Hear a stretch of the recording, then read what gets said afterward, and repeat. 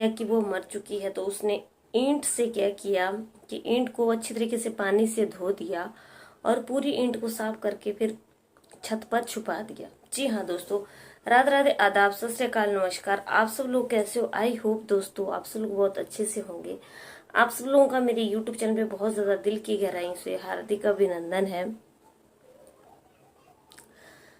कहानियों का सिलसिला दोस्तों जारी है और उम्मीद करती हूँ कि आप मेरे वीडियो पे जो है वो पूरी कहानी सुनेंगे और पूरी कहानी देखेंगे।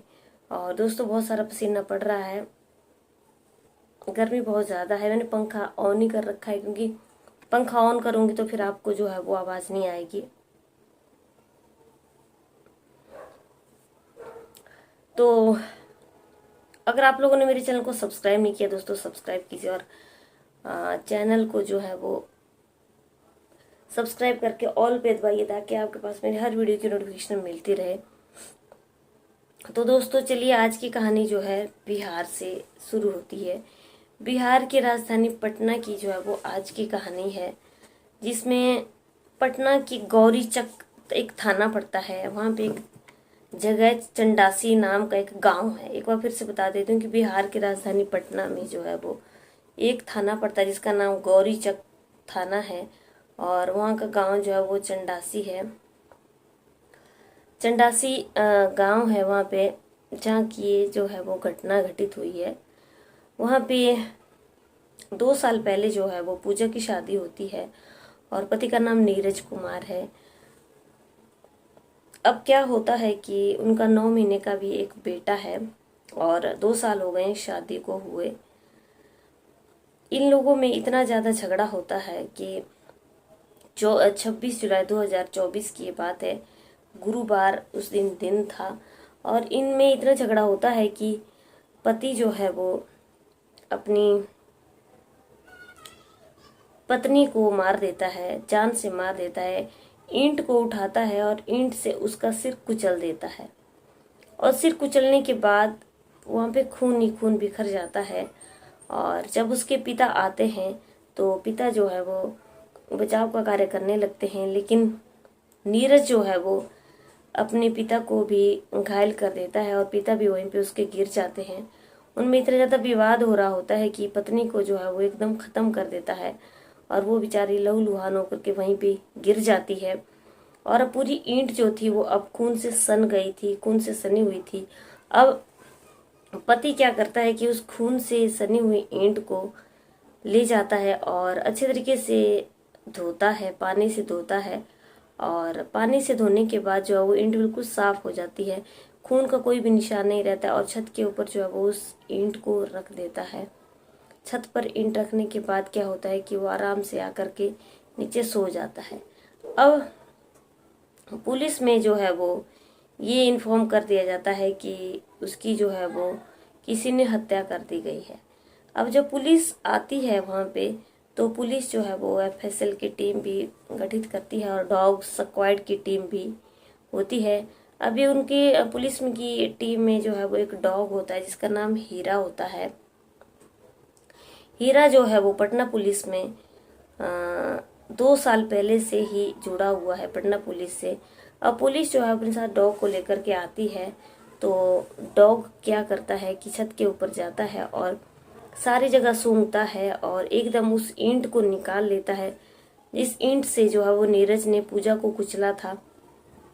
अब ईंट जब वो कुत्ता जो है वो डॉग जो है वो निकाल लेता है तो पुलिस को जो है वो अब शक हो जाता है कि पूजा का हत्यारा जो है वो इसी घर में है, इसी घर में जो है वो पूजा की किसी ने हत्या की है। अब पुलिस जो है वो सबसे पूछने लगती है, सबके बयान लेती है, लेकिन बयान लेने के बाद क्या होता है कि अब जब ये जो पुलिस का डॉग होता है जब ये ईंट को ढूंढ के निकाल लेता है तो पुलिस को भी ये शक हो जाता है कि जो पूजा का जो कातिल है वो इसी घर में कहीं ना कहीं छुपा हुआ है। तो पुलिस पूरे विश्वास के साथ जो है वो उसके पति नीरज कुमार से पूछताछ करती है। पहले तो नीरज जो है वो बिल्कुल साफ मना कर देता है, लेकिन बाद में जो है वो नीरज अपनी पूरी कहानी जो है पुलिस को बता देता है कि 2 साल पहले ही नीरज की शादी पूजा के साथ 2021 में हुई थी। बाद में उनका बेटा भी हुआ जो कि 9 महीने का है। और पूजा जो है उसके माता पिता के साथ उसका अच्छा व्यवहार नहीं था और उसकी बात को नहीं सुनती थी, बात को नहीं मानती थी। और उन दोनों में आए दिन लड़ाई झगड़े हुआ करते थे और लड़ाई झगड़े होने की वजह से वो दोनों बहुत ज़्यादा परेशान रहते थे। और पति बहुत ज़्यादा, नीरज ने बताया कि बहुत ज़्यादा परेशान रहता था। और उस दिन भी उनके बीच में लड़ाई झगड़ा हो रहा था और पूजा मान नहीं रही थी, तो पति ने जो है वो उसका कुछ ईंट उठा करके उसका सिर कुचल दिया। अब क्या हुआ कि जब उसका सिर जो है वो कुचल दिया गया तो उसकी वहीं पे मौत हो जाती है। और उसके पति ने बताया कि उसने ईंट को जो है वो पानी से धोया ताकि सबूत जो है वो मिटा सके, और छत पे जो है वो उसने ईंट को छुपा दिया। लेकिन दोस्तों, पुलिस की कतारें बहुत लंबी होती है, पुलिस की पहुंच जो है वो हम लोगों से कई गुना लंबी होती है। पुलिस जो है वो अपनी कामयाबी हासिल करके ही रहती है। कातिल कोई चाहे कितना भी शातिर क्यों ना हो, लेकिन पुलिस जो है वो उसको पकड़ ही लेती है। जो डॉग है वो बहुत ज़्यादा तेज था और उसने एकदम जो है वो ईंट को सूंघ करके ढूंढ करके निकाल डाला। अब क्या था कि पूजा बेचारी ये दुनिया छोड़ करके चली गई, लेकिन ये सब कुछ जो हुआ उसमें पूजा की बिल्कुल भी गलती नहीं थी। और गलती थी जो सारी इसके पति नीरज की थी, जिसने कुछ भी आपस में लड़ाई झगड़ा हो, लेकिन इसका हल ये नहीं होता, इसकी सोल्यूशन ये नहीं होते कि जो लड़की को अपने माँ बाप के घर छोड़ करके आई है तुम उसको जान से खत्म कर डालो।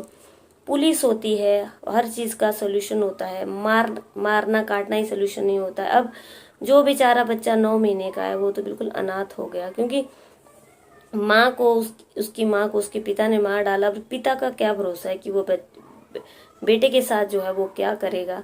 और क्योंकि पिता ने जो है वो माँ के ऊपर भी बिल्कुल भी रहम नहीं किया, जो कि बहुत ही गलत चीज़ थी। माँ बाप जो है वो अपनी बेटियों को कितनी मुश्किलों से पालते हैं, पोसते हैं और फिर एक दिन शादी करते हैं।